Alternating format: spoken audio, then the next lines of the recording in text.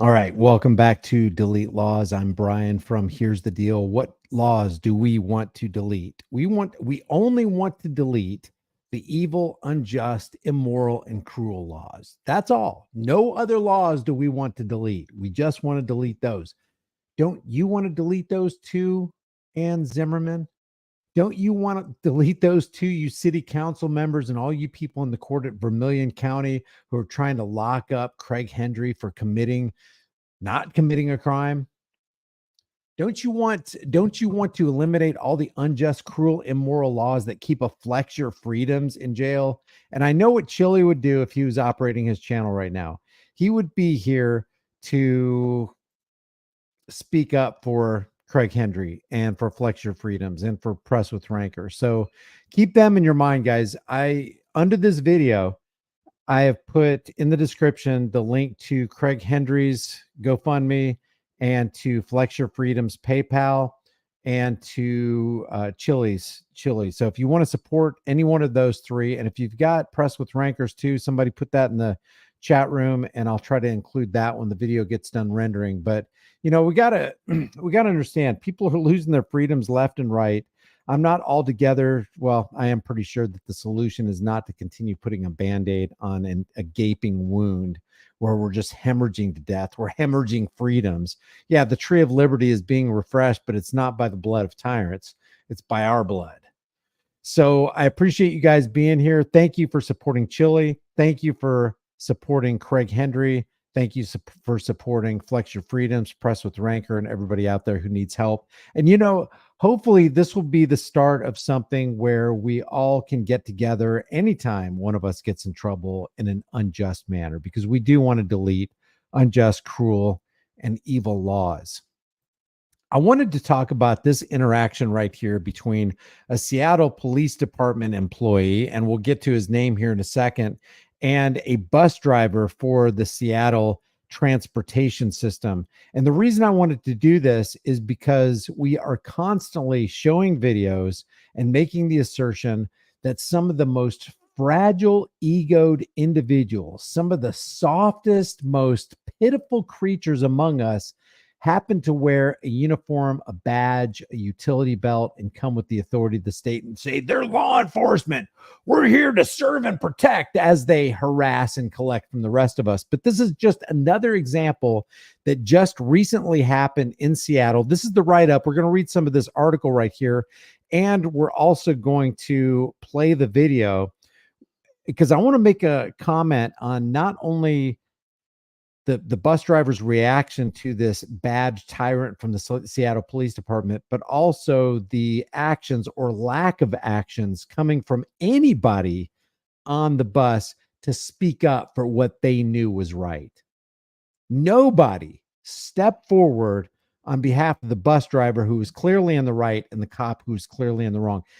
Now, other than pointing back to something like the Milgram experiment, where people freeze up when authorities around and they'll just do whatever the authority says. And even if the authority's in the wrong, they're not going to speak up against that. Other than that, and a large dose of cognitive dissonance, I don't know how else to explain this right here. So what we're going to do is let me read some of this article right here that comes from the Stranger in Seattle. Says the Office of Police Accountability, or OPA, has opened an investigation into Seattle Police Department Detective Anthony Bellegarde. And Bellegarde has a record. Stay with us on this. After he pulled over a King County Metro bus last Thursday for road rage. We're going to find out what he thinks, Anthony Bellegarde. We're going to see what Detective Anthony Bellegarde thinks is road rage and why he can justify making a threat, a law enforcement initiated threat, to a bus driver who was just doing his job. And I don't mean that in a derogatory fashion either.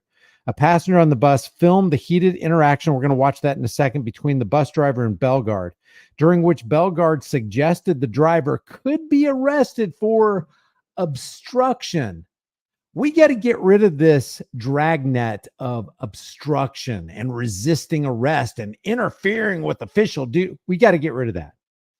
If if for no other reason than just to maybe redefine it, maybe specifically define it so that you know what obstruction is, you know what interference is, and you stay far away from it so that we can keep people out of rape cages.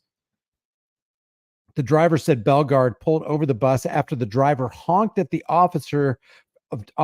There was two of them in the car, the patrol car, for cutting him off, according to King County Metro radio calls. Bellegarde drove an unmarked police car at the time. So the bus driver didn't even know, possibly, that who he was honking at was a police officer.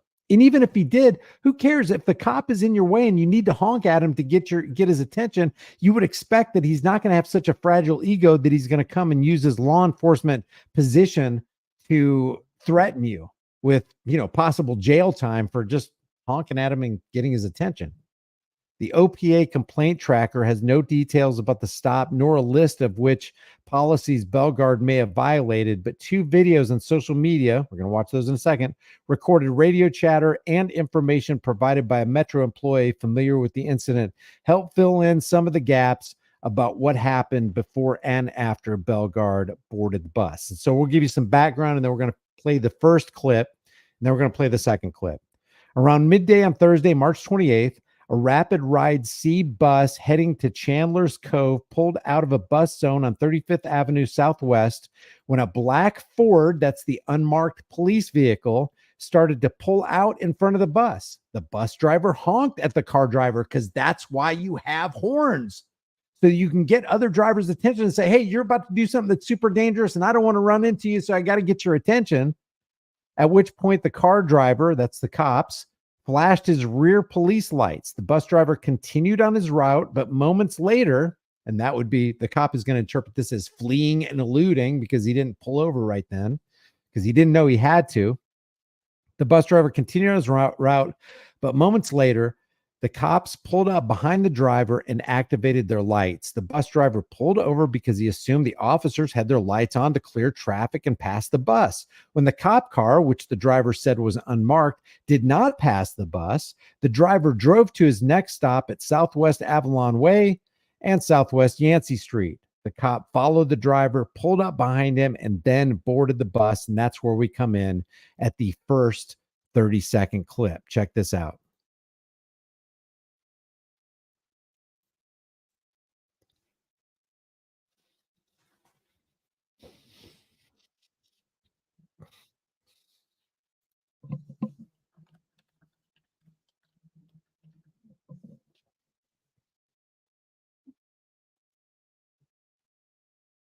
We got the lights and sirens on. How come you didn't pull over? It's like, I didn't know you wanted me to pull over.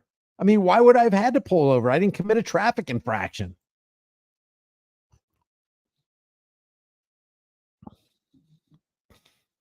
All right, so that was the first one. Now we're going to get to the second one. We're going to read some more of this. The media appears to show Bellegarde in front of the bus talking to the driver. In the video, the driver explains the moment where Bellegarde cut off the bus and the moment he pulled over to let the cop pass after they activated their lights. Bellegarde claims the bus driver ran from the cops. And that's what they'll do. First of all, hey, cop, the bus driver, that the bus driver didn't do anything wrong. There's no reason for you to be in. Think about this. When you're pulling over the bus driver, you're also interfering with the time and the right to travel of everybody who's taken that mode of transportation. Everybody on the bus was inconvenienced because a cop or a couple cops in an unmarked patrol car got their egos bruised because how dare you honk at a cop? Oh, I'll tell you what, I'm rolling up my sleeves. I'm going to board this truck and I'm going to show you who's boss. The second video, the bus driver said that he had the right to honk his horn to let Bellegarde know, hey, I'm here. So let's take a look at this second one right here.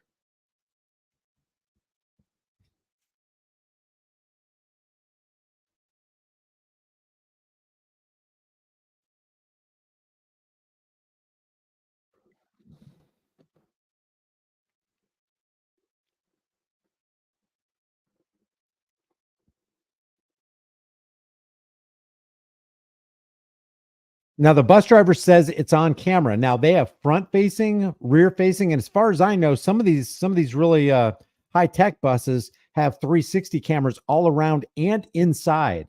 So I haven't seen the release of the OPA footage, but I bet you anything the bus driver is telling the truth because he knows he's being recorded, and the cop who's too drunk on his own authority and too ego bruised and too fragile and too internally damaged and unstable to realize, hey, I need to back off here.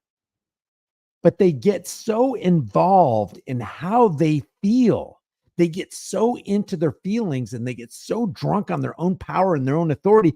They can't stop. They literally cannot stop themselves. They know they're being recorded.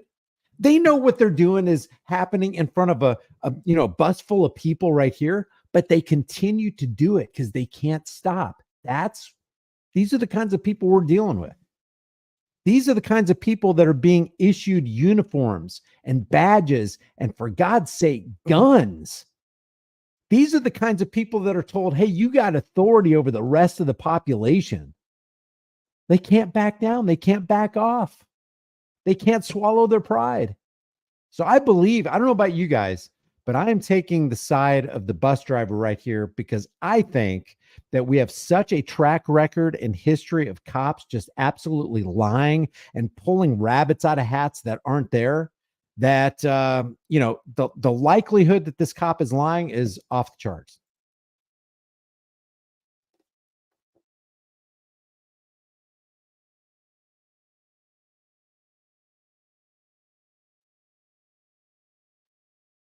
Are you guys saying that there's no sound on this video?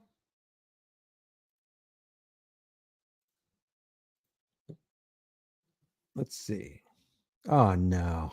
Oh, no. I thought there was sound. Holy cow. There was no sound. Share sound. Wow. No sound on there. There is going to be sound now.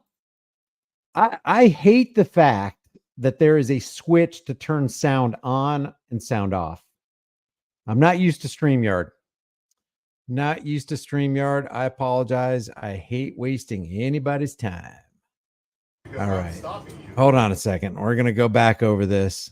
Doggone it. My God. When will I learn?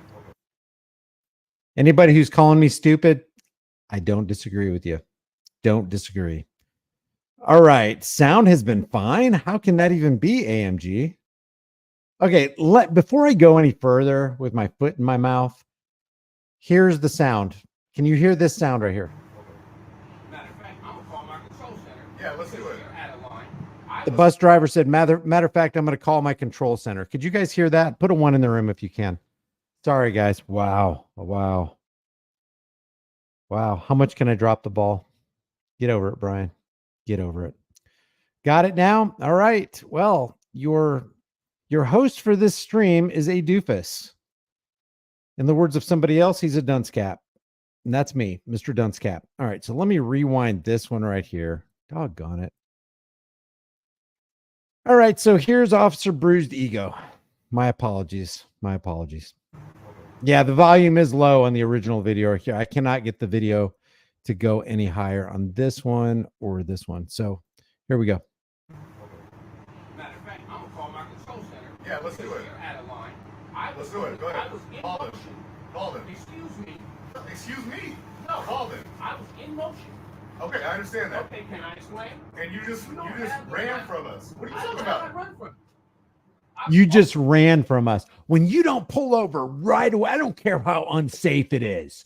I don't care if you have to pull into a lane where there's another car. You pull over when we activate our lights and sirens, buddy. That's how things work around these parts here in Seattle.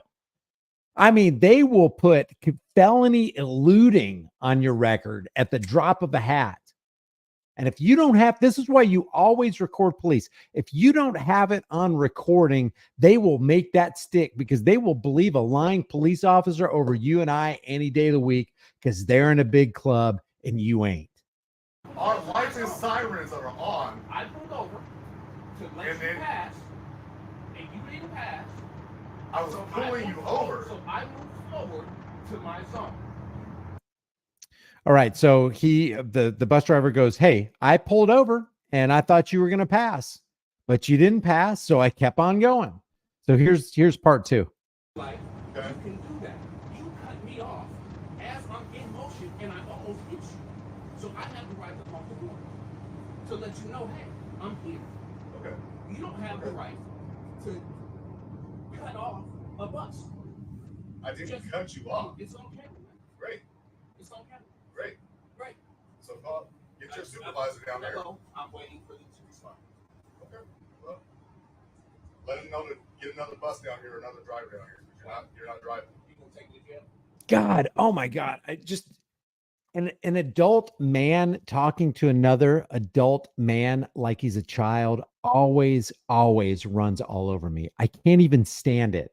It would be so hard to keep your composure when another man, it's like you're looking at him coming up to you like he's an alien. Who do you think you are? Clown suits and badges don't grant extra rights, buddy. I don't care what turnip truck you fell off of, but I ain't believing that BS. Yeah, you better get another driver up here because you're not going to continue driving, says me. Like nobody should have the ring of power. Nobody should have.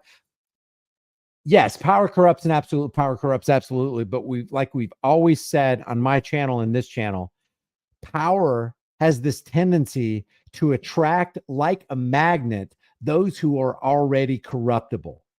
See, you and I don't want the ring of power. We don't want to exercise control and unbridled authority over other people because we recognize that we don't want that for ourselves. So we follow the golden rule. It's not so with these highly immoral individuals who do want the ring of power. Hey, you're not going to be driving. Better get another driver up here because, I'm considering on throwing you into a rape cage because you obstructed. And now I'm considering the fact that you may be eluding. Maybe right now you're obstructing. How am I obstructing? Because I'm stopping you. For what? What reason? What is the For the purpose? road rage. There was no road rage. What do you mean there was no road rage? Show me a statute that says a person would be stopped. Show me the law. This cop is so sensitive. He's so delicate. He's so light. He's so fragile that he considers somebody honking at him when it sounds like the cop is the one who made the traffic mistake, when he considers that road rage. And then to have the authority to back up, hey, if I find you guilty because of my feelings that you committed road rage, you're out of here, buddy. Gonna put the silver bracelets on you and everything.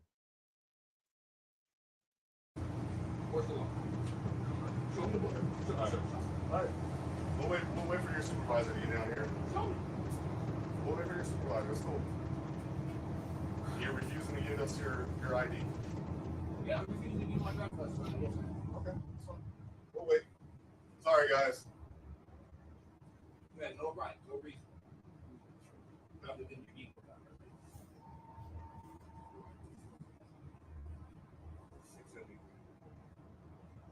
Yeah, he should be sorry. And why isn't one single, thank God this person is actually recording it, because if the bus cameras fail, at least we have another recording with some audio. But why doesn't somebody stand up who has witnessed what was going on and call the cop on his BS? And why doesn't at least 50% of the people on this bus stand up in opposition to what this cop is saying and object to it and stand alongside this guy? And like I said earlier, I can only attribute it to the Milgram experiment, where people absolutely get paralyzed when they see an authority figure enter their purview, and all of a sudden they take the submissive back seat. Oh God, you should be the driver of this vehicle. You should be the one who's in control with the direction and destiny of my own life. I'm not going to question you, officer. You must be right. If you say it's road rage, as soon as he said road rage, everybody on that bus should have stood up and said, "What the hell are you talking about? Are you doing somebody give this guy a drug test, give the Seattle police officer a drug test," because there wasn't any road rage. And this bus driver was trying to safely navigate this bus on the public roadway in response to your flipping on the blue lights because you got your stupid ego bruised. You moron. But nobody does that, and it's pretty discouraging and it's pretty disheartening. There's an officer that claims he fully be over because he cut me off, and he was unmarked police officer. I humped for that, but I almost hit him. Now he pulled me over. I never said I was arrested. Listen. So the bus driver told his dispatcher that this cop threatened to arrest him for road rage and obstructing.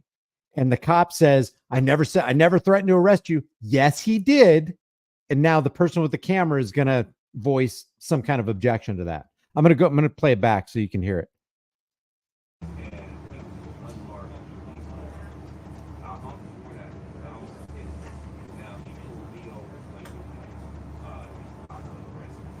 I never said I was arrested for obstruction.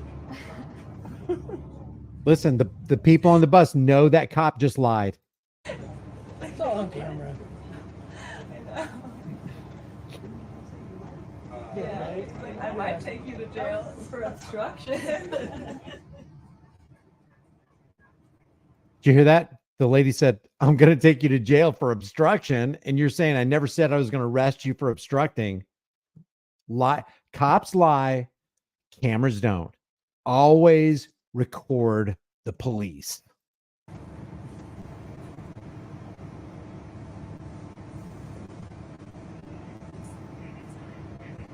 So these Now, apparently, this Detective Anthony Bellegarde, has a history. We're going to take a look at that. So that was video 1 and video 2. Are you going to take me to jail? The driver asked. Maybe right now you're obstructing. So he's considering taking him to jail, which is what? It's the threat of taking somebody to jail.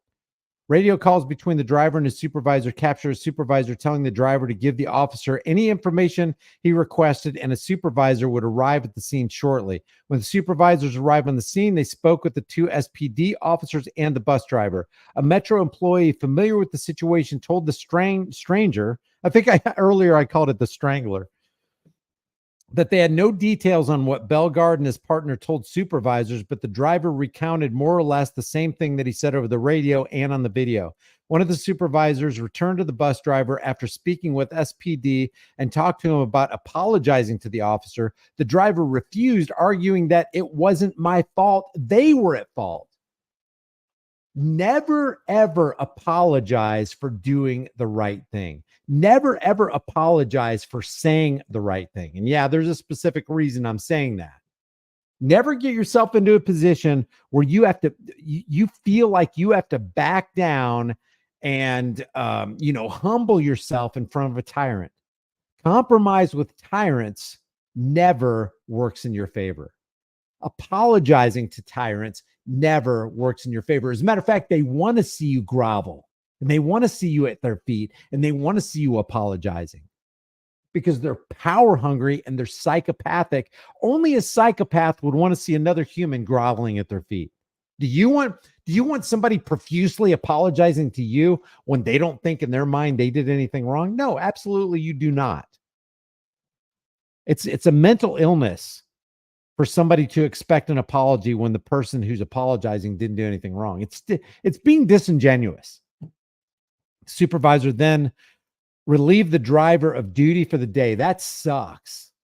Wonder if he probably got relieved of pay, because if you're a police officer, you get paid administrative leave and you get paid for the thing that you did wrong. In this case, the bus driver didn't even do anything wrong, and he got relieved of his duty for the day, which means he doesn't have, he only gets a partial paycheck for that day because of the officer. Now, what should happen here to make things right is the officer should pay the remainder of whatever that pay that bus driver got gypped out of. But you think that's going to happen? I doubt it. Metro spokesperson Al Sanders said the agency knew about the video and confirmed its veracity. Officers made no arrests, and Metro bus operations planned to look into the matter and would speak with the driver as well as passengers, Sanders said. And that bus, that transportation company should not make that driver apologize. There's nothing for that driver to apologize for, in my estimation, with the limited information that I have right now. SPD confirmed that a traffic stop occurred and provided an incident number, but they gave no further details about the stop. Why? Because they knew, or at least I think they knew, that their fellow Thin Blue Line badge member actually was the one who instigated an unlawful stop and issued immoral threats. I'm going to cage you. I'm going to tie you up and throw you in my basement if you don't apologize to me. The person who posted the video of the interaction included a caption that said, I was one of 24 people on this bus ride this AM. The driver was completely in the right, and the officer had his ego bruised. Isn't it a sad state of affairs when regular Boobus Americanus, who's been indoctrinated by the 15,000-hour public fool indoctrination program and fake stream CIA infiltrated Operation Mockingbird, MK Ultra Media, can see right through all the BS that officer absolutely that's what the problem is. His fragile little ego got damaged. No law in Washington bans road rage specifically, though some laws do prohibit aggressive driving. Honking a horn to alert someone you might hit them, as the driver said he did, does not appear to be illegal under Washington law. Of course it wouldn't be. Whether or not the driver violated any laws, he may still face consequences for Metro. He better not. He better not. I wonder if can somebody in the room find a number for not Office of a Public Counter. It's King County Metro Bus in Seattle, Washington. King County Metro Bus in Seattle, Washington. If we can find the number on that, we need to. There needs to be a lot of people that speak up on behalf of this driver. Metro rules and procedures tell drivers to cooperate with law enforcement. How about cooperate with law enforcement only when they're right about what they're doing? Cooperate with law enforcement as long as it's a lawful order. Cooperate with law enforcement as long as what they're doing is in accordance with and in line with the golden rule. Don't cooperate with one who's trying to foist unjust laws. When injustice becomes, normal, when injustice becomes, ratified, when injustice becomes codified into law, then probably resistance becomes duty. I would just think that, Special Victims Unit Detective Bellegarde, why is he special? Is he a special victim, or is he creating special victims? Special Victims Unit Detective Bellegarde may also face consequences depending on what the OPA finds in its investigation. Don't worry, we'll investigate ourselves and we'll get back to you. The OPA has investigated Bellegarde before, including a 2015. Start over. The OPA has investigated Bellegarde before, including in 2015, after a Port Orchard city prosecutor charged him with fourth-degree assault for his involvement in the beating of a man at a bar. Wonder if the man was handcuffed. That sounds about like Bellegarde's speed. I don't know if he was or not. I'm just speculating. I have no idea. Or do I have an idea?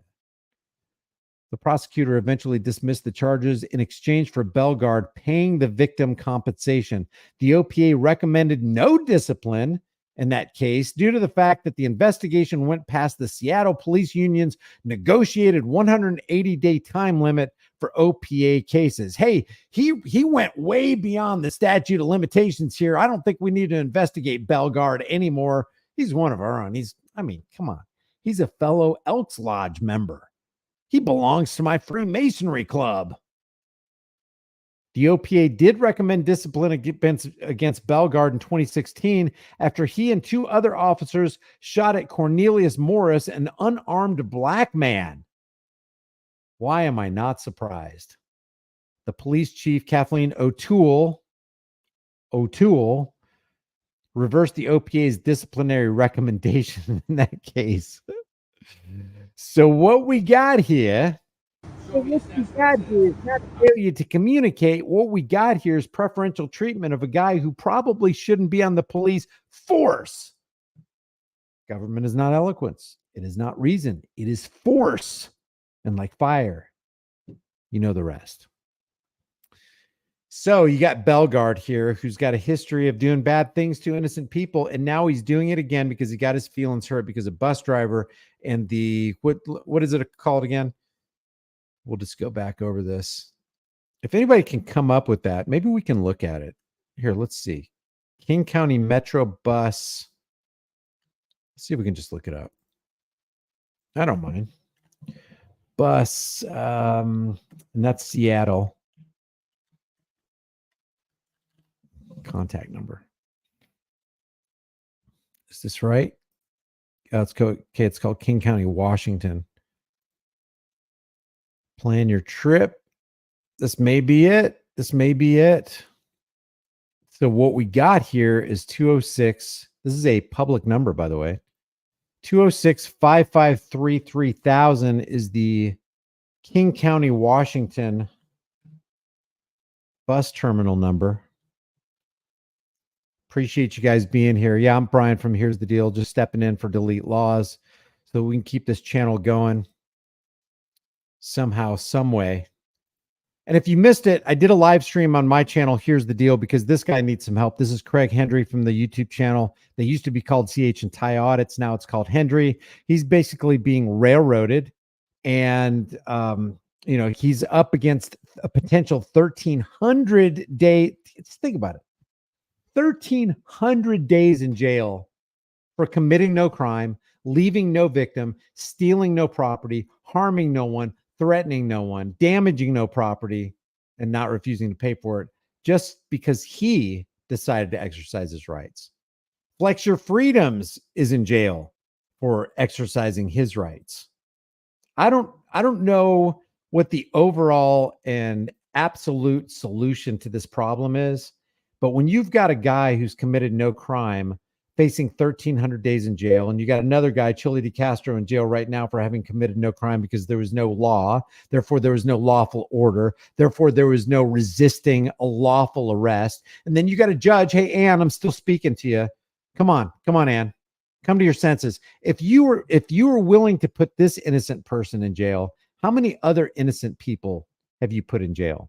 I always ask myself the question, if an officer like Bellegarde did what he did on camera in front of the world, how many other people has he done this to? How many people will he continue to do this to? Because these aren't isolated incidents. It's not like, oh, I just messed up. No, you didn't mess up. You made the conscious effort to get offended, to use your authority and use police equipment, taxpayer-funded equipment, and your authority to pull this driver over and hinder a whole lot of people on the bus because you didn't like the fact that somebody honked at you for making a traffic mistake. Where if somebody else did the exact same thing, not only would you honk at them, you would light them up, you would pull them over, and you would economically terrorize them through unconstitutional traffic laws. I mean, when is it going to stop? When is it going to stop? I do not know. I do not know when it will stop, but I do know that we need to support Chile, and we need to support Flex Your Freedoms, and we need to support Hendry and Press with Ranker. I don't have, if anybody has Press with Ranker's PayPal or GoFundMe or whatever, can you please put that in the chat, and I will put it up on the screen, or I'll open a tab so we can take a look at that. But yeah, if you guys want to take a look at, call King County and tell them that you're responding to this video that you saw. I'm going to put the TikTok video right here in the comment section. Let's see what you guys are saying. That's pretty much all I have. If you guys want to hang out for a little bit and me read some comments and let's do a little interacting, maybe we can get, I don't know, maybe I can, hey, you know what? I'm on StreamYard. So maybe I can send an invitation link and maybe have one or two people come on board. And we could, but here's what I want to do. I don't want to just shoot the breeze. I want to talk about things that are substantive. Okay. I don't want to waste anybody's time. I'm not here so that you can just, I don't want you to just hear my voice. If I don't have a message and I got nothing to say, I'm not going live. I'm not here to, I'm not about wasting anybody's time. So if you guys want to do that, put a 1 in the room. What's up, Wanda? Eyes open wide. What does he say? Only in crazy days does a city employee pull over a city employee on the job. Yeah, why? So the cops are supposed to be there serving and protecting. You got a bus driver who's actually serving a whole bunch of people, and then that service abruptly stops because a law enforcement officer got his feelings hurt. It's so pathetic. So pathetic. All right, let's see. How do I do this invite thing? Okay, so invite guests to the studio. Send this link to your guests. You may want to share our instructions for guests. You can have up to 10 people on the screen at once. Let's just do one at a time. So let me copy this link. And if you guys want to come on board, if you've got something substantive to say, okay, guys, I'm not just, I have limited time as it is. I'm going to put the link in the chat right here in a second, but please make sure that if I'm not here to govern what you say, but just make sure that what you're going to say is to the benefit of the masses. So here's the StreamYard link right there. So let's see, how does this happen? Okay, so if you guys click on the link, does that mean, I've never done this before, that I have to, let's see, do you guys appear backstage? What happens? You may also want to share this. Guests can stream this to their own destinations as well. So I guess I wait for somebody. What's up, King Braveheart? How are you doing? You know what? If you're a troll, I invite you to click on the link too. Go ahead. But let's be logical, okay? Ad hominems. I mean, if you want to launch ad hominems, go ahead, because I really want you to reveal who you are. But okay, so how does this work here? Yeah, trolls are welcome too. I don't think anybody's clicked the link yet. If you're interested in clicking the link, here's the link to join the back and lend your voice to the discussion. Okay, so add to stage. Josephine is added to the stage. How did I add Josephine to the stage? What's up, Josephine? Can you hear me? Oh, wait. Yes, I can hear you. How you doing? Oh, good. How you doing? I have no idea. Well, I'm doing okay, but I have no idea what I'm doing. I think you know what you're doing. No, I really don't. So how you doing? What you got for us? Ruh-roh. Oh, wait. Did I just mute you? Oh, you got to unmute your mic. Go ahead, Josephine. Your mic is muted. Can you hear me? For some reason, I'm hearing an echo. Okay, yeah, I can hear you now. If you have an echo, it's probably because you're getting feedback through your speakers. And if you got earphones, it'd be good to throw those on. Hang on. All right, let's see if that solved the problem. I'm Yep. not repeating. I hear you, and you're not repeating on my end. All right, cool. So, you have the floor. A couple of weeks ago, Hudson Falls cops up here while I was shopping stuck tire flares in my rim. At least 4 of them in every slit of my rim. And right before I pulled out, they lit them. It really burnt up my rim pretty bad. They've been trying to kill me up here. Wait a second. Where were you sitting? Wait, give me the lay of the land. Where were you sitting? I was parked in the supermarket parking lot of Aldi's. Okay.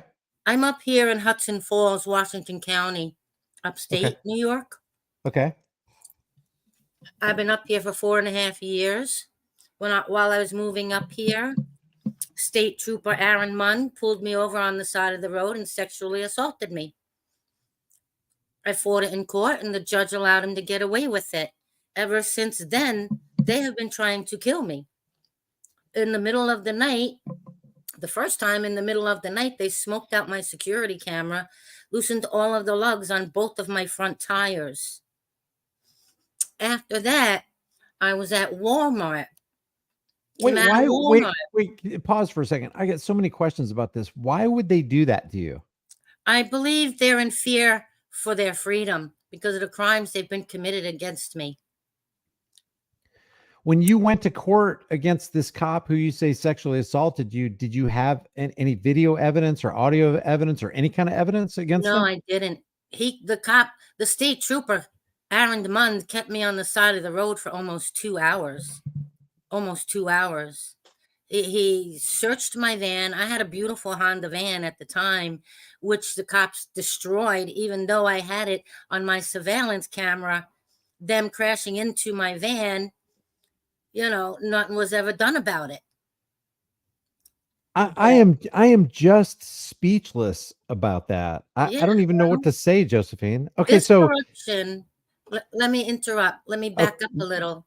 This police corruption started 14 and a half years ago on Long Island, in Patchogue, Long Island. I was falsely arrested 7 times on Long Island. I was physically assaulted 7 times on Long Island, sexually assaulted on Long Island 3 times, and all of the cops got away with everything they did. Everything they did. Every lawyer that I had did nothing for me, threw me in front of a moving bus. I moved up here after 10 years of the bullshit. They went after my entire family, my 4 children, my aunt, my uncle, my 2 friends. On Long Island, they tried to kill me multiple times. Multiple times.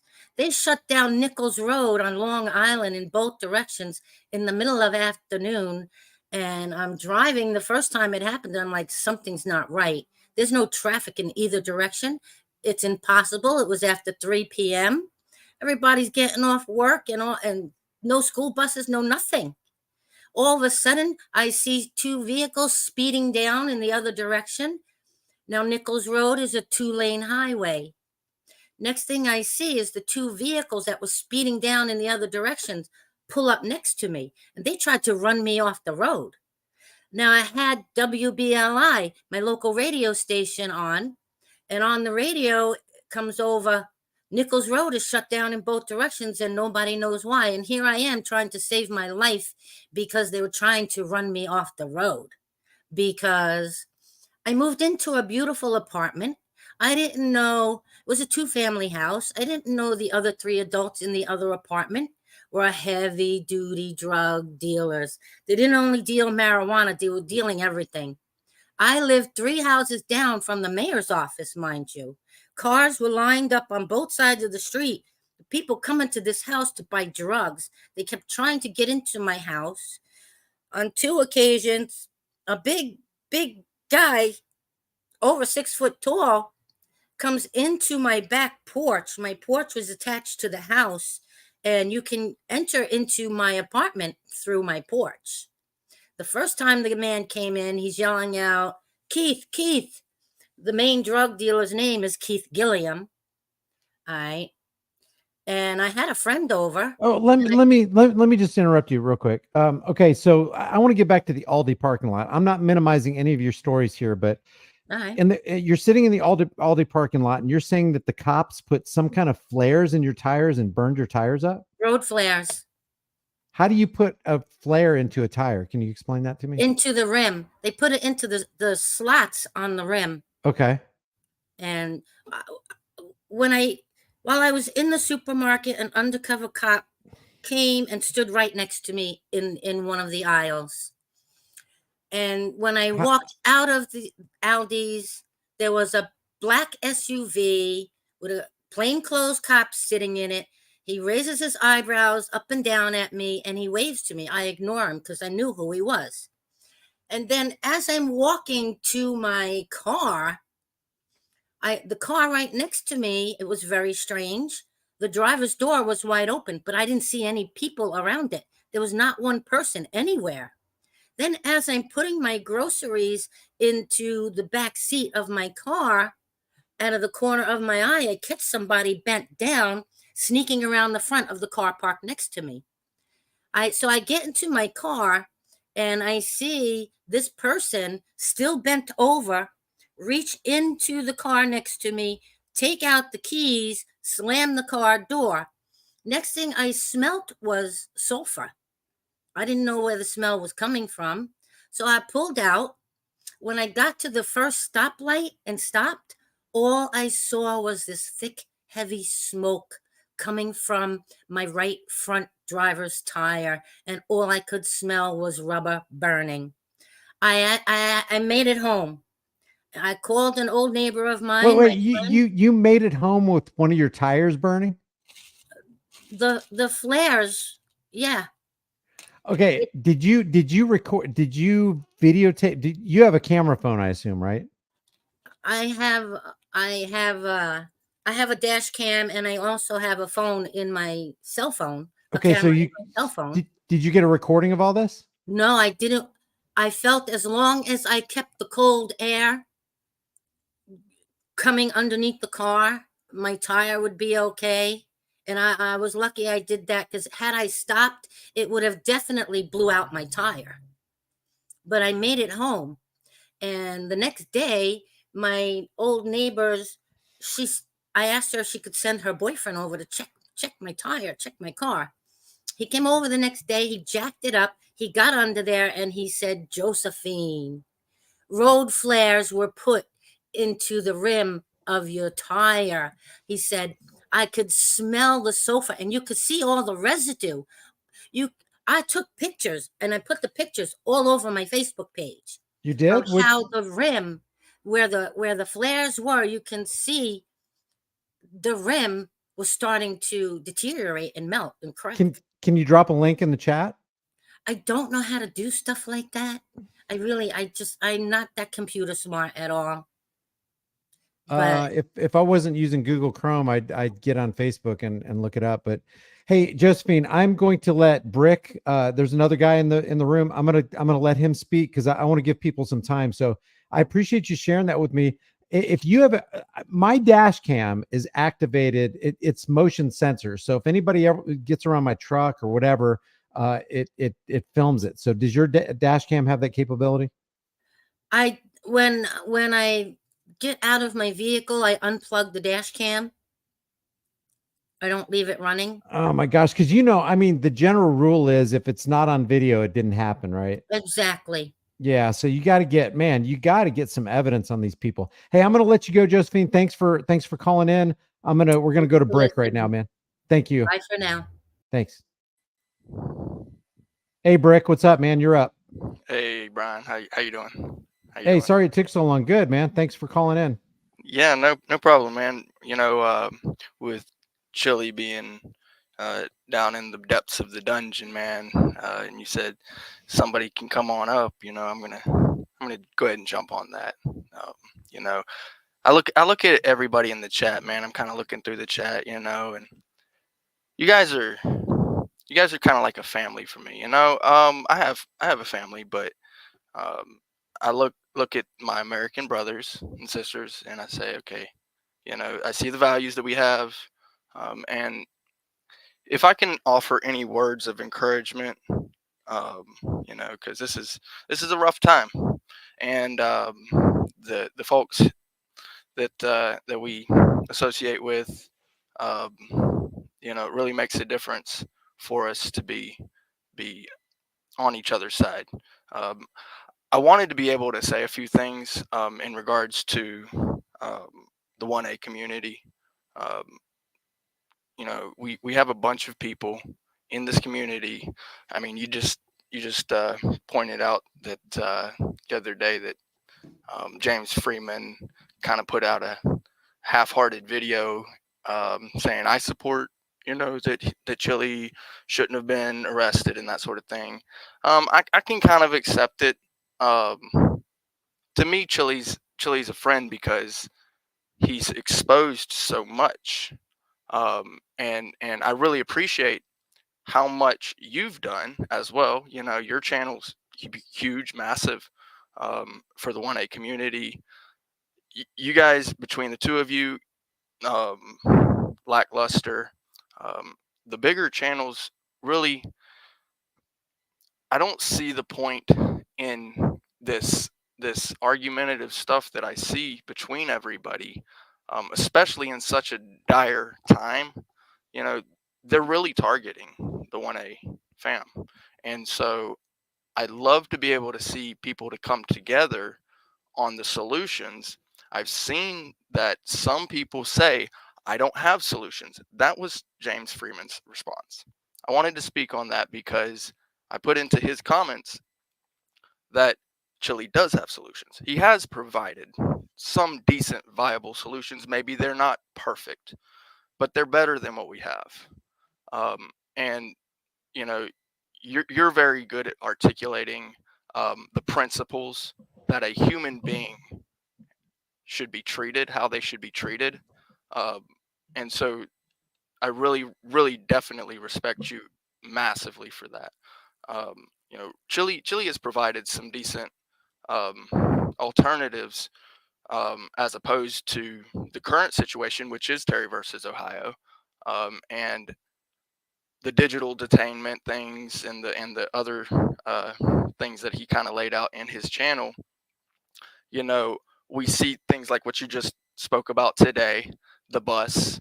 Um, those things are all happening all of the time, and it's really related to that officer safety crap, which doesn't mean a stinking thing because they don't have any obligation to protect us, as we see with cases like Uvalde and so on and so forth. And I'm speaking on the broader spectrum, which you're able to articulate, and so I really appreciate it. I just want to say that I want to appreciate you. I want to appreciate Chili. I also want to appreciate folks like James Freeman, everybody in the chat. We're a family. We need to come together for a solution, and I do believe that Chili's done that. I mean, he's provided some excellent solutions. Yeah, I agree with you. And, I also realize that in the realm of humanity, things can get really complex, especially with relationships that were damaged by, whatever, and a lot of times, I'm not saying in these times right here, but a lot of times somebody can perceive that damage was done when damage might not have been done as bad as it was. And then time goes by and then people tend to forget exactly what what happened. And I'm not saying that's going on in this particular case, but I totally agree with you.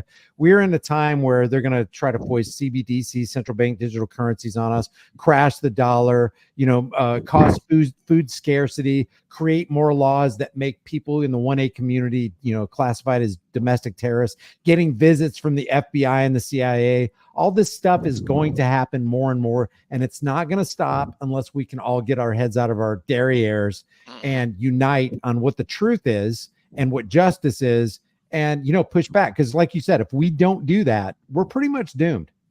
Yeah, and so in regards to that, I've kind of begun a small process in my own um, spare time, free time, if you will, if you'll call it. I mean, it's all the time I have. With the life that we have, we only have so much time, and so I've kind of begun a little bit of a process myself where I have begun to call around to these different agencies, and I kind of have my own process, and I explain to them that I'm engaged in my First Amendment protected activity, and that's my right to petition my government for a redress of grievances. I tell them that I'm engaged in my First Amendment right in full, so that they can't come back and say, oh, he didn't tell me that he was recording. No, I told you that my 1A is in effect. And then I also tell them that I'm not going to waive any of my rights. And if you go through this little process and you tell them that, then any questions that they ask are quite inappropriate. You've allowed them to understand, and if they refuse, then ultimately it's expose, right? And so always record them. If you're gonna make the calls, you mentioned, it'd be all right, and I do agree, it'd be all right to call these places and say, hey, I see what you did, it's wrong, and I'd like to see a change. That's what asking for a redress, petition for redress, asking for change.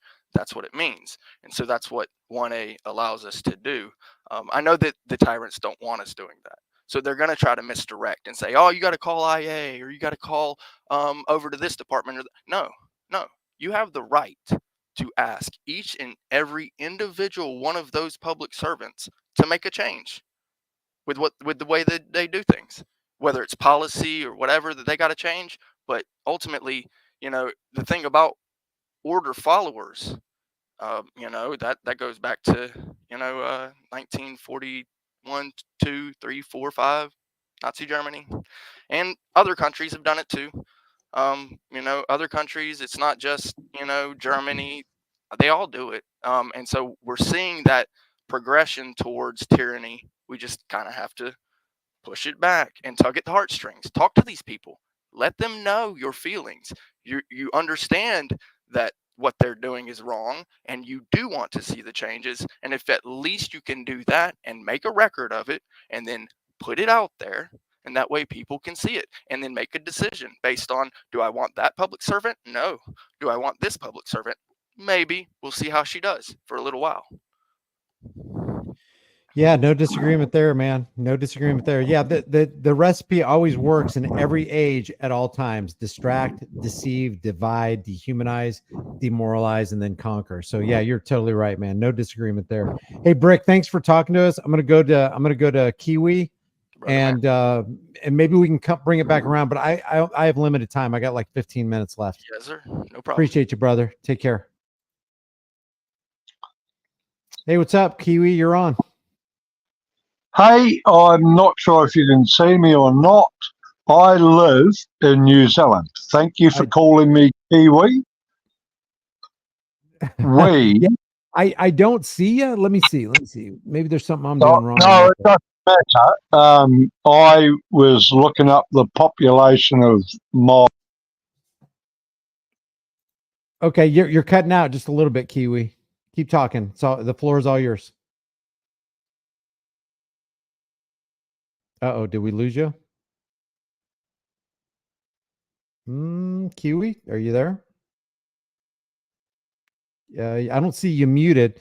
If anybody wants to come on to the live stream, I just put the link in the chat right there, and just click on that. You'll be in the backstage, and then I'll bring you up as soon as the person who's talking gets done talking. I would like to, let's keep it to like 3 or 4 minutes, because like I said, I only have 15 minutes, and that gives us time for like maybe 3 or 4 people. So if you guys want to come on board and talk about something substantive and life-changing with regard to the First Amendment or the Fourth Amendment, you have the right to be secure in your person. If you don't have the right to be secure in your person, then nobody's got the right to be secure in their person.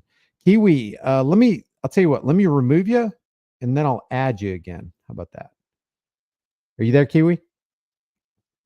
Wrong link? Oh, wait, really? Wrong link. Invite, copy. Oh, shoot. Okay, here's the link right there. That should work. What link was I putting out there? I have no idea.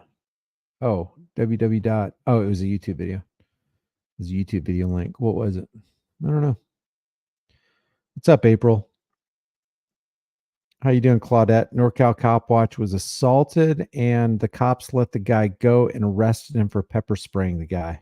Is that recently, Claudette? Or is that an old video? So if you guys want to come on. Oh, it was the Hendry video. There you go. There's the StreamYard link. Let me remove Kiwi again, and then I think he's experiencing technical difficulties. Huh. So if you want to come on board, I got to get going here in a little bit. If you haven't seen the arrest of Cult News,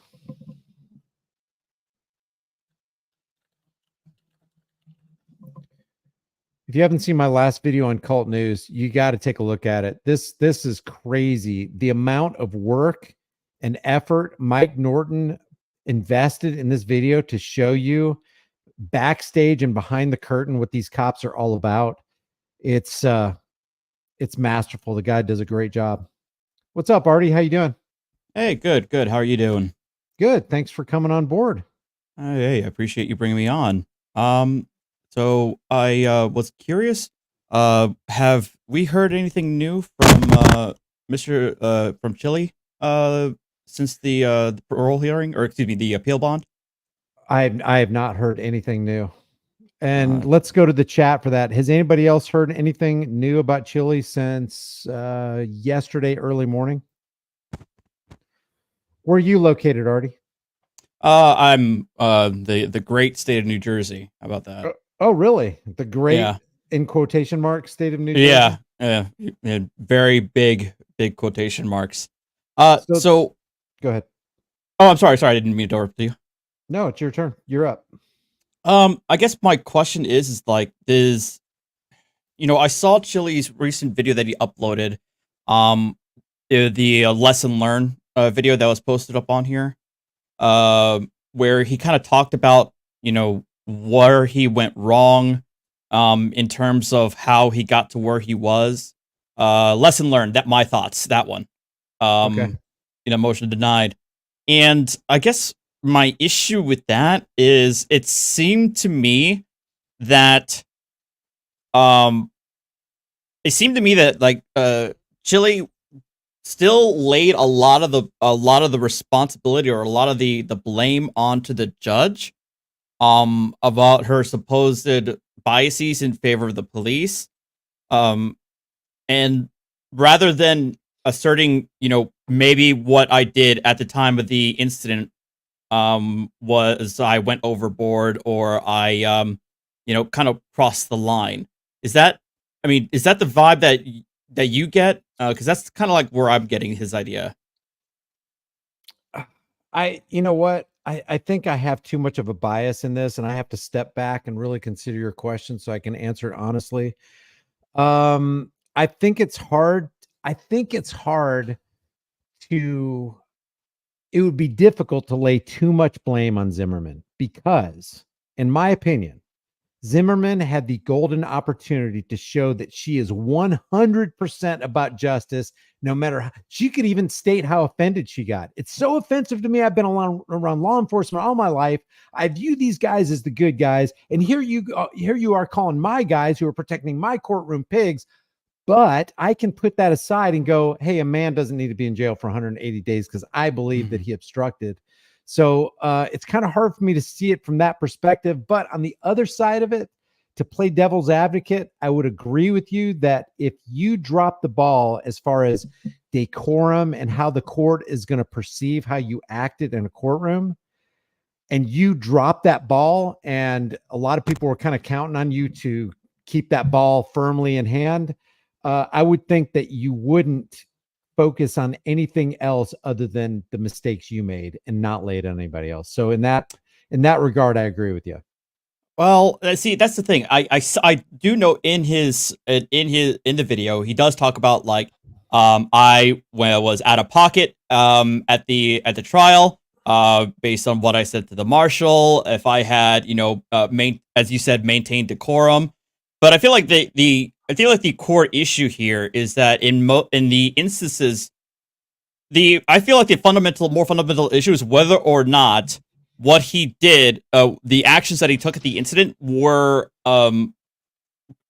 lawful. Just to clarify, are you talking about the incident on during Bork's stop? Is that what you're talking about? Yes, correct. Yeah, the traffic stop itself. Yes, and the actions that were taken there. Okay, your belief is that Bork did what was lawful? I believe that he kind of did what was lawful at the time. I think they prove the state proved their case. That Chile how so? That he obstructing the crime scene. Excuse me, or the traffic stop, I should say. By introducing himself into the traffic stop, being that close to the vehicle at the time, and when Officer Bork told him several times to back away, Chile did a little scooches back, but he was insistent on not really following his directives. Did he back away? Did Chile back away? He did, but it was not sufficient for the officer for the officer's safety. Or at least that's how he testified to. Well, I mean, there's three things. First of all, the credibility of the officer is reduced in my mind because, number one, traffic law trumps constitutional law, and that should never be. An expired plate is why the lady was pulled over, and registration and asking government for permission to drive your property down the public road is a completely different issue, or is it? It seems like it's all intertwined. So in my opinion, the cop was committing a crime against individual rights and constitutionally protected rights through traffic law. That's my opinion, number one. And number two, I don't see how you can obstruct while you're engaged in a constitutionally protected activity. I think both you and I agree that we can record government agents in the as they perform their duties, right? Absolutely. Although I absolutely agree with you. Although I would say there is no, driving is a privilege, not a right. I would make that distinction. Yeah, we would disagree on that, but I mean, I'd rather, I don't want to get off into the weeds on that, and that could be a discussion for another time. But how close would you say, or how far away would Chile or anybody have to be to where it could never be considered obstruction or interference? Well, a lot of that is going to be fact sensitive in many instances, right? But in the testimony that the officer gave, he said that he was trained that to say that 21 feet was the what they were the appropriate distance, that what they trained based upon. I believe there was a lot of different studies or studies done about the reaction time between a police officer and somebody going from a stop to a running start to close the distance. So he made that testimony. He gave that testimony in court, and the judge obviously found it credible, since she's the trier of fact and the trier of law. Then why couldn't Bork have just said, and we know that the Bork's excuse was, well, Chile didn't allow me to say that, which is bogus, because Bork said a lot of things, and he said back up a lot of times, and he could have inserted in there, I need 21 feet. So if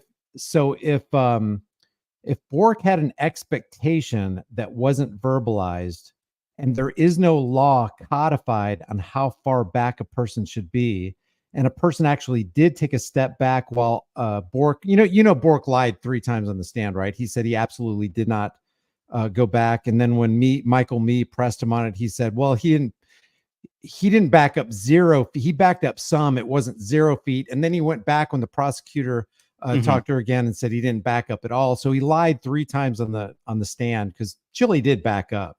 And by my estimation, by Google Earth and the where the line was, it looked to me like he backed up at least 2.5 or 3 feet. So he, in my opinion, he had complied with the command that wasn't codified in law. So back to the original question to you, how far back would have been good? Because if nobody knows about 21 feet, how can they back up 21 feet if they're not told? Well, I believe the officer said the officer testified that he pointed to, I think there was a landmark or there was a pole, or maybe I could maybe confusing to a different situation, but he gave Chile a particular landmark that he could back up to, and then from there he had the full right to record the remainder of the incident. But I think the other issue that he had was Chile going up to and speaking with the driver, which if you're close enough to speak with the driver, I feel like the officer does have the authority to ask that person to ask you to back away if you're that close that you're talking to the driver directly. Right. Did he comply with don't speak to the driver after he was told to not speak to the driver? And we both agree that he complied with backing up, although it wasn't enough for Officer Bork. And there was one thing you conflated. He didn't tell Chile out there in the parking lot, I want you going over there. Michael Mee asked him on the stand, where would you have liked him to go? And he said he would like him to go to that light pole where the truck was. So while they were out on the parking lot, there was no specific directive on where he wanted Chile to go. But he still wanted him to back up, right? So that's why he kept saying that him scooching 2 feet wasn't obviously wasn't sufficient for the officer. Right, but no, you could never know that. If you're actually backing up, I don't know how you could know that unless you were given an actual directive. Hey, I need you back by the light pole. Even if Bork said, I need you to back up 21 feet, he could have backed up to what he thought was 21 feet, but it turns out it was only 19 feet. And then is an arrest really warranted at that point?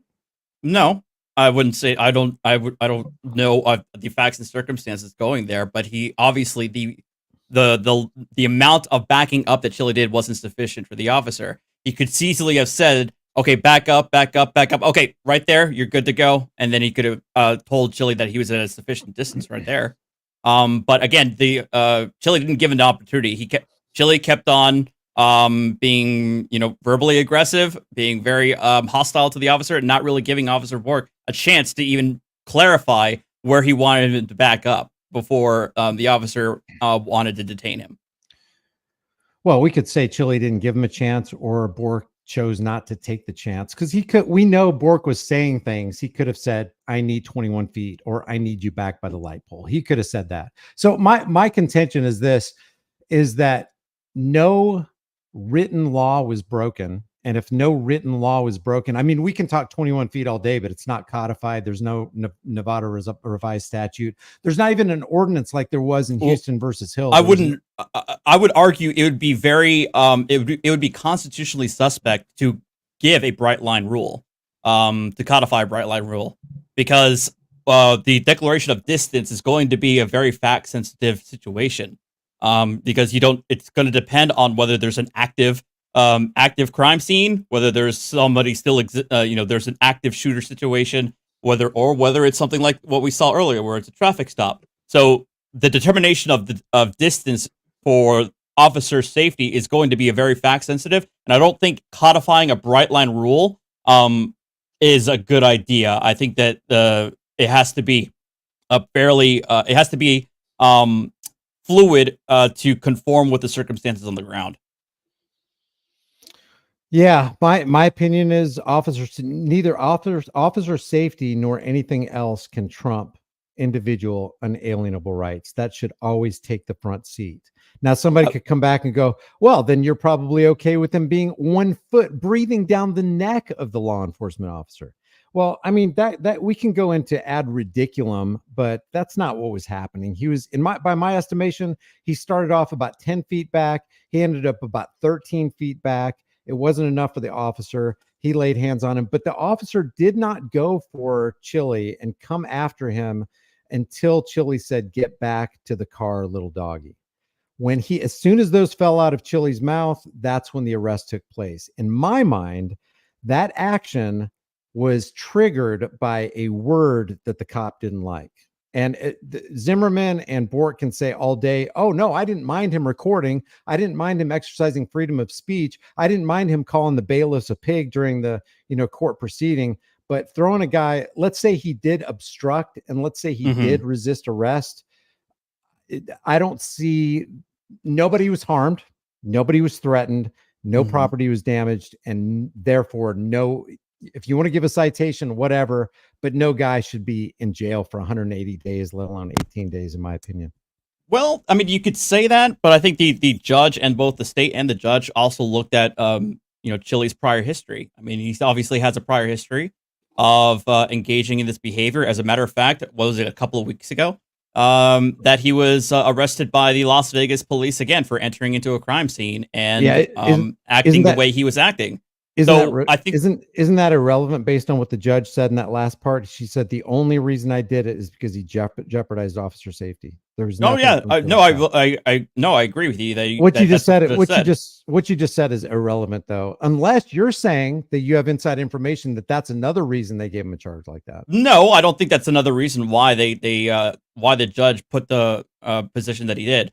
If I'm going to be perfectly honest, I'm not gonna sit here and pretend that the judge did not take Chili's actions into account when imposing this actions in court and when imposing the sentence, because she obviously sees that Chili has a certain view. He obviously does not have any remorse for his actions. He's very defiant, and the judge, within her discretion, can impose a certain sentence to see if whether or not it's going to correct his behavior. Obviously, it's probably not.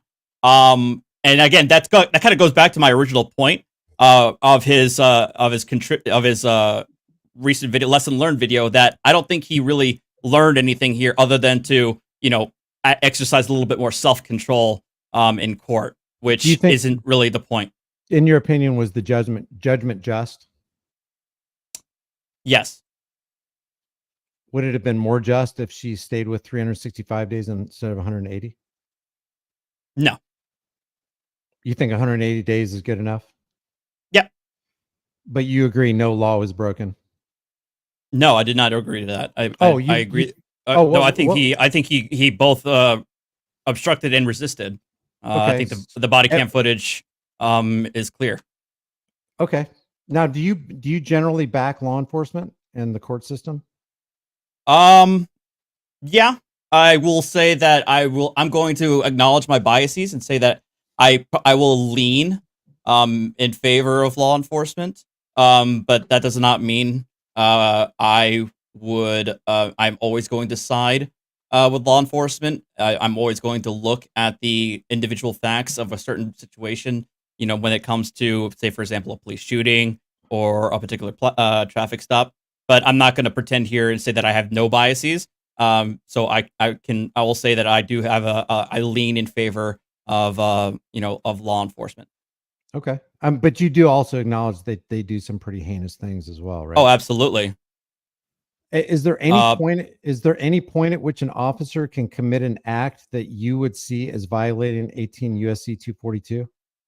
Yes. What would be an example? Easily the most clear example would be the George Floyd incident.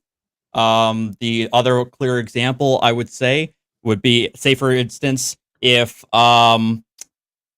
somebody was on a public sidewalk across the street and he's filming the town hall, and the cops tell them that he can't record there.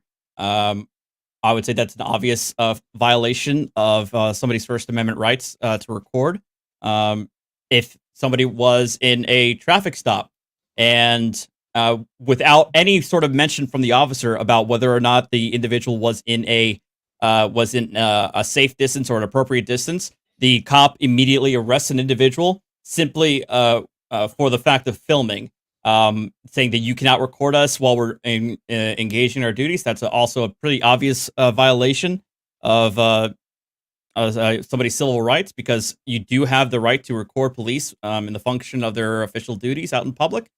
So there are a lot of different instances where a police officer can violate somebody's civil rights and under 18 USC 242, and could be subject to lawsuit under 42 1983. Yeah.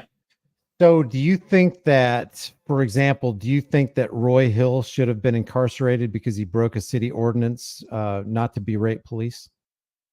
Do you think the SCOTUS made the wrong decision by overturning the lower court?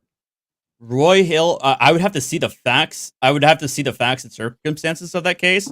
If based on if the statute says what you say it says, that the statute prohibits, what do you say, berating the police? Yeah, and all he said to the cops was pick on somebody your own size, because he was picking on somebody that he didn't think needed to be picked on, and the cop went and arrested him according to the city ordinance, saying that you don't talk that way to police. I mean, again, I would have to see the statute, but sounds to me like it would be an absolute violation. Mean words does not equate to a violation of the law. Police are they're public servants. That's part of the job, that they have to deal with verbal abuse. That's part of that, that comes with the job. So I have no issue necessarily with that.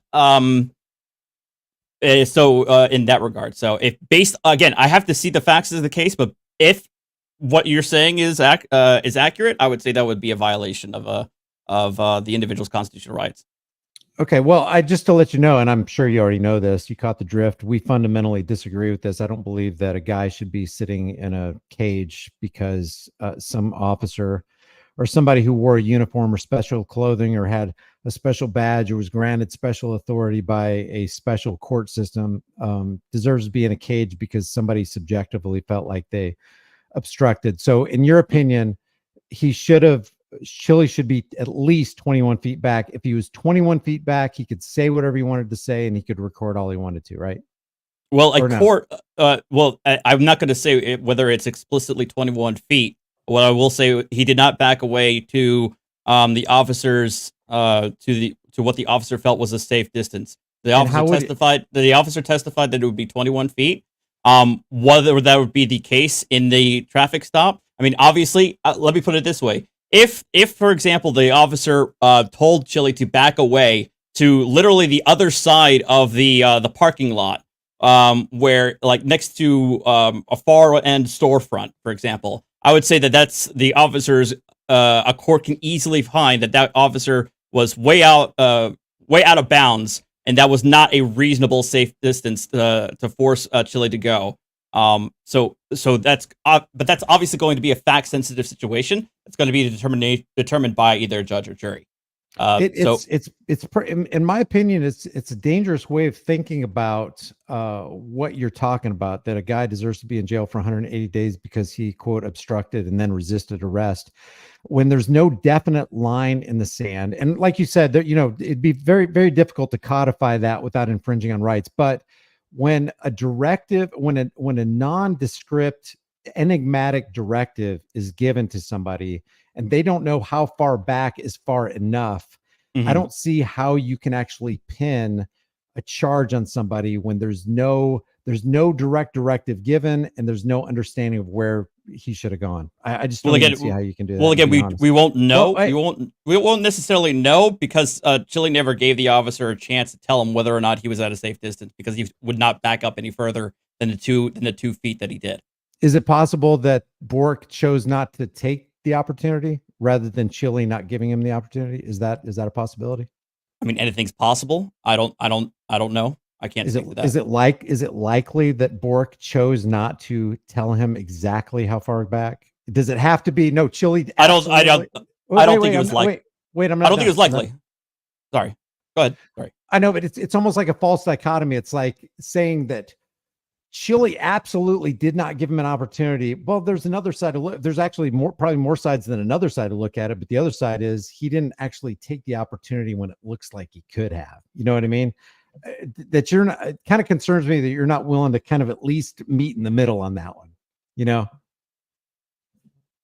meet in the middle as in placing some onus on the officer Bork for not being more clear in his directions. No, not taking the opportunity to be more clear. But see, the officer blamed Chili for him not giving an exact directive of how far back he went. And you just blamed Chili. Hey, he didn't give him a chance. That's exactly what Bork said. Do you at least acknowledge that Bork lied 3 times on the stand?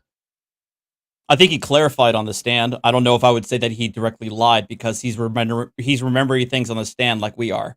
No. The incident happened a year ago. A lie implies intent. I don't think Officer Bork intentionally lied on the stand. He was No, I said, do you think he lied? Because he was played the video where it clearly shows Chili took a step back. You agree that Chili took a step back. It wasn't enough for him, but he said 3 times he did not step back when he was pressed further. You said that he did say he did not step back enough. That's what he testified to. You said he clarified, and then he also said that he did not step back. Yes, right? He was being, he said 2 things. He said 2 things. 3 times he said he did not step back at all. He did not comply at all with the command, which means he didn't even move back an inch. Me pressed him on it. He said, no, I don't mean, he didn't, it wasn't 0 feet. He did back some, just not enough. And then he went back when the prosecution said he did not step back. That is not being honest, especially given the fact that the laptop played the video showing Chili stepping back. It doesn't matter if it was a year ago. He was just refreshed a couple seconds prior to him being dishonest again. Okay. So do you? I don't know. I don't know if I don't know if the officer not saying that he did not step back at all, or did not step back, only step back at an insufficient amount, really goes to whether or not Chili was still obstructing the officer. No, it's just my question was, did he lie on this? Did he tell an untruth on the stand? I don't care what his motives are. In the face of video evidence, did he? You're by asking me whether or not he's lying, you are telling me his motives. You're asking me to place intent. No, I'm not. I didn't say a lie implies intent, though. A lie implies intent. It does. Yes.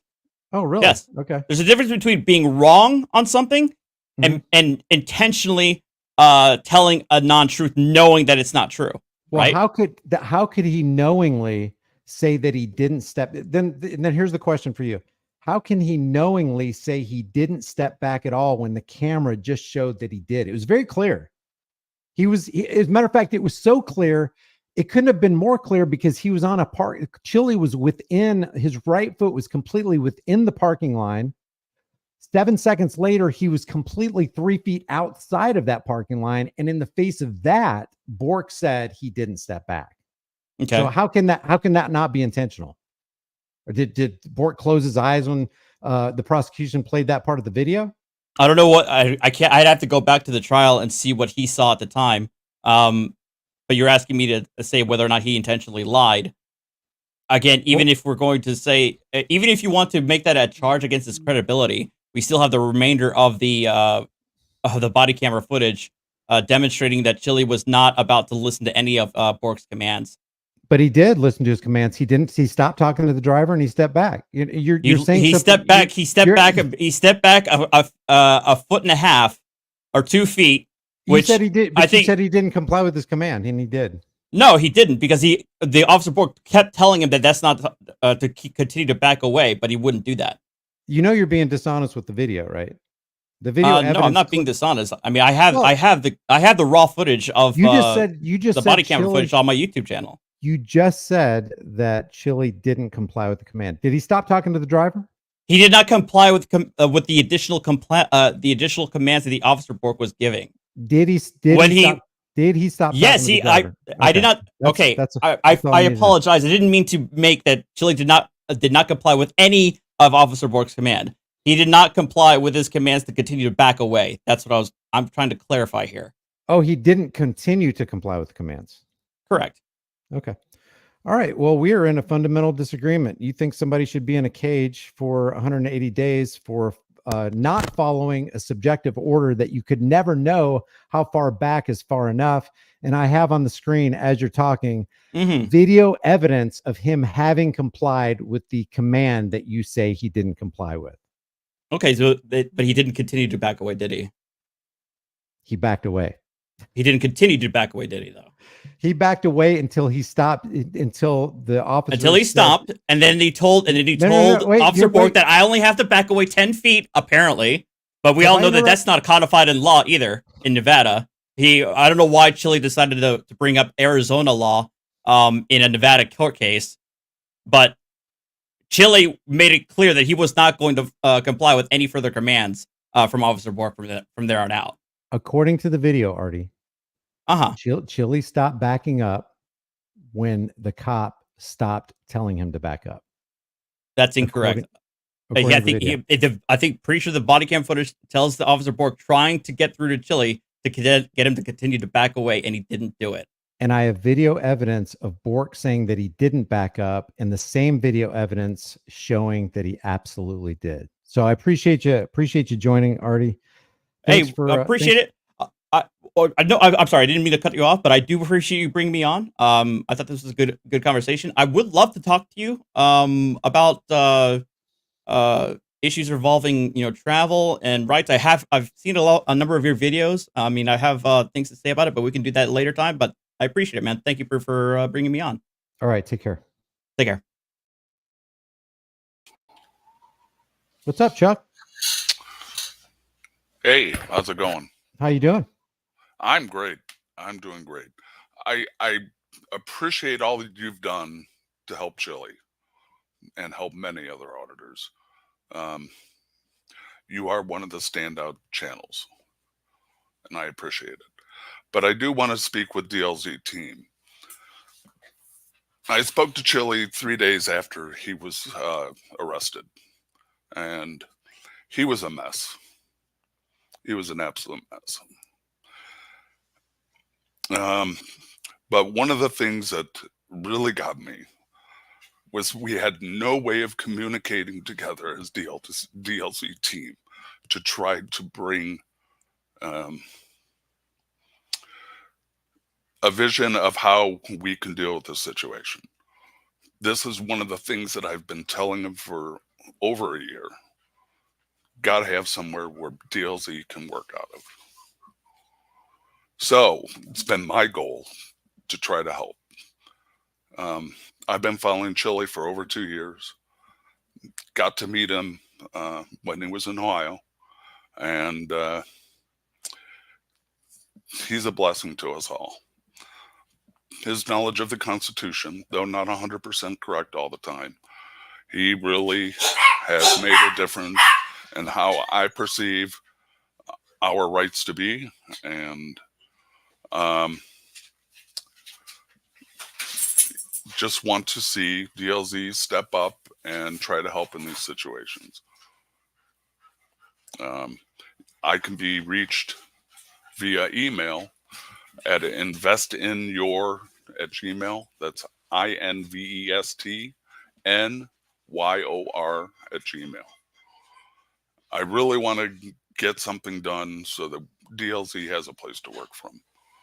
Can you type that in the chat room when you get a chance? Sure.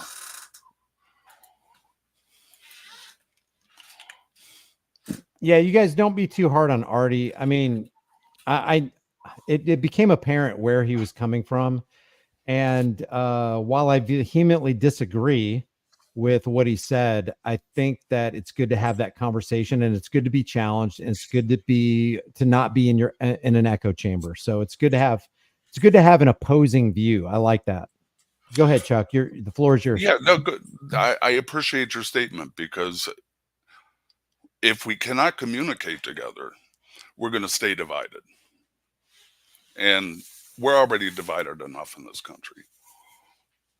So let's get back to the Constitution and how the rule of law works and keep moving forward.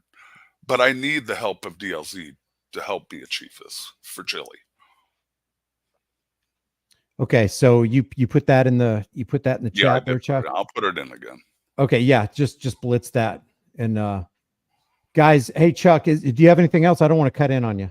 No, it's all good. I know you've got a busy day, but I just appreciate you letting me come on and say my piece. Most people have never seen me before, so I'm out. Tired of hiding behind closed doors, doing the work, and not know that people don't know who I am. I've been wearing the sweatshirt now for over a week, every day. Chile's important.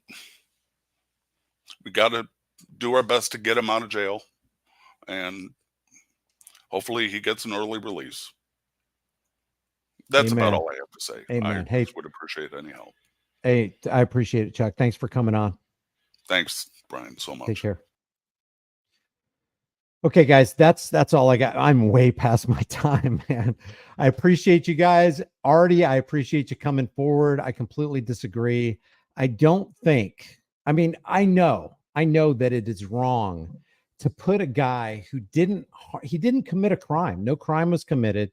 No person was harmed. No victim was created. No statute or ordinance or regulation or rule or law was broken. Cobb got his feelings hurt because he was called a doggy, in my opinion, but I do know what's not my opinion is that a man should not be in jail. He should not be being supported through tax cattle dollars and subjected to incarceration and a complete loss of freedom because a guy in a special costume. See, badges and uniforms do not and cannot grant special rights. There is no such thing as somebody who has a higher claim over your life and property than you. If you're exercising a right, nobody has the right to infringe on your right, as long as you're not harming somebody. Your freedom ends where somebody else's no. Your freedom to swing your fist ends where somebody else's nose begins. And nobody was being harmed by Chile. Chile doesn't deserve to go to jail. Henry didn't deserve to go to jail. Press with Rancor didn't deserve to. When you got a power trip and authoritarian that has the power to put somebody in a cage because you disobeyed their commands, we got a serious problem that needs to be resolved, because what you've created is a petri dish for the growth of domestic terrorism. And that's what we've got. I mean, civil asset forfeiture, billions upon billions of dollars, $6.2 trillion in speeding tickets when the cops speed around us all the time. Every minute, $11,794 is generated by order following revenue generators on just speeding tickets alone. $11,700 and something dollars every minute of every day, 7 days a week, 365 days a year. Is that just? Don't you think we could do something else with that $6.2 billion? Well, you shouldn't have been speeding. Really? Well, tell a cop that. You shouldn't have been speeding. I can do whatever I want. Like that Brianna, what's her last name? I can't remember what her last name was, but she went on that TikTok video and she goes, I can drive 90. You can't. We can do that. You can't. So if you see us behind you, get the F out of the way. That's a travesty of justice, man. What was her last name, guys? Do you remember? Brianna what? Officer Brianna whatever from whatever police department. So Artie, I appreciate you being on. I don't like the banter back and forth where Artie's a bootlicker. He's bowing down to the chains. I think that doesn't foster further dialogue. I think that hardens people into the position that they're in. It cements them because now our side is engaging in ad hominems. Ad hominems don't work. In a sense, Artie tried to do that with bringing up Chili's past. Well, if it wasn't part of this judgment, or at least it wasn't supposed to be, or at least Ann Zimmerman didn't include that as what was in her purview in making the judgment, then why did Artie bring it up? I think it's being intellectually dishonest. Artie was absolutely being dishonest by bringing Chili's past into this. And by the way, what past are we talking about? The past where he's agitating cops because they just want to be left alone to commit their roadside piracy. I know Artie doesn't agree with me that traffic law, in every sense of the word, during a traffic stop, trumps constitutional law. Unbelievable. Traffic law doesn't keep you safe. That cop, Officer Bork, wasn't keeping people safe because he pulled somebody over for having an expired tag. How did that keep anybody safe? It didn't. How does it keep anybody safe by pulling somebody over on the side of the road where now everybody's in danger, including the people going 75 miles an hour on the side of the road? It puts the cop in danger. It puts the victim of the traffic code in danger because you went 15 miles an hour of the speed limit, which is something that the cops do every day. You're not necessarily putting anybody in danger by doing 10 or 15 or 20 miles an hour over the speed limit, depending on what we're talking about. Unbelievable the justification a badged, power-tripping authoritarian and a black-robed tyrannical judge will put in place so that they can, soothe their conscience, I don't know, in exacting tyranny against you. And that's what it is. And the safety of the people will always be the alibi of tyrants. Tyrants don't come up to you going, I'm going to exact tyranny on you. They're out there saying, I'm going to keep you safe. Hey, we got to punish this guy. It's going to keep us safe. Hey, we got to punish Chili and put him 180 days in jail because it's going to keep our officers safe. You know what Artie was saying? He was saying officer safety and their subjective comfort and their arbitrary edicts trump constitutionally protected rights. Trumps the Bill of Rights. It trumps unalienable rights. And I completely disagree with that. Does anybody else disagree with it? And I'm not saying this because I feel like it's going to appeal to the majority, because you know what I just said, unbelievably, as I try to fight and you try to fight for other people's rights, there will be people who resisted the common sense stuff that I just said. If we don't have traffic law, the entire world, the road system, everything's going to completely fall apart. It's going to be horrible. If you're not issuing $150 tickets for people who don't wear their seatbelt, everything, the whole infrastructure is going to crumble. Now, I'm being hyperbolic with that, of course, but that's how people act. If I'm not free to drive down the road in a 3,500-pound vehicle and put my life at risk by not seatbelting myself in, if I'm not free to not wear a seatbelt, I'm not free. You're not jeopardizing anybody else's life by not wearing a seatbelt, but they're going to justify, well, the reason I'm giving you this I got to teach you a lesson and make sure that you, Mr. Adult, will keep yourself more safe. And in order to do that, I'm going to give you this $125, $150, $50, whatever, $25 ticket. What if that family, what if that dad or that mom who failed to put on that seatbelt when he left the post office and pulled out into the roadway, and now he's got a $50, $150, $75 ticket? What if that was the $75 that broke the camel's back, and now you're going to economically terrorize a family and put them out of the street because you thought it'd be a good idea to force them into safety? Doesn't make any sense at all. You're not keeping anybody safe. Is it a good idea to wear your seatbelt? Yeah. Do you think you should economically terrorize and penalize somebody for not putting a seatbelt on? No, that's evil. That's evil. Nobody asked you to come into my life. It's like if there's any obstruction going on, our freedom is being obstructed by the law enforcement officials. Chili was not obstructing anything. Well, I take that back. Chili was obstructing. He was obstructing road piracy. And he kind of wasn't either. You know, it's like he wasn't keeping the job from writing a ticket. The officer Bork chose to just wave her on. Must not have been that important. Oh, I got bigger fish to fry. There's a guy with a camera. I gotta put all my attention on him. Oh, he's not obeying my directives like I think that he should. Oh my God, he called me a doggy. You get out of here, ma'am. Oh, then pulling her over wasn't all that important then, was it? Huh. All right, guys. I appreciate you. Thank you. Remember, record the police. And then when you forget to record the police, and make sure your cameras are always charged. If you have a 360 camera, use it. You're going to need it. That's going to be your insurance policy. Make sure you can do everything on your side to make sure that you did what was right. And then record them doing the wrong. Okay, guys, I contend that if Chili didn't have a camera, the officer wouldn't have said a thing. I wonder. Makes me wonder, man. Who said that? Michael O. Murphy. Oh, wait. That's not. What new Chili? Thanks, Scrubzilla. I appreciate that. I lost it. I lost it. I lost it in the lights. I lost it in the lights. Mark Bear says, good to see everybody here. Love you too, Brick. Yeah, I was supposed to leave 30 minutes ago. I'm in trouble. Okay, guys, I love you. I appreciate you. Remember, Hendry's out of jail, but he needs your help. Where is this? Hendry's out of jail, but he needs your help. Flex still needs your help. And Chili still needs your help. And so does Press with Ranker. Appreciate you guys. I'll see you guys in the next live stream. Take care. Be free.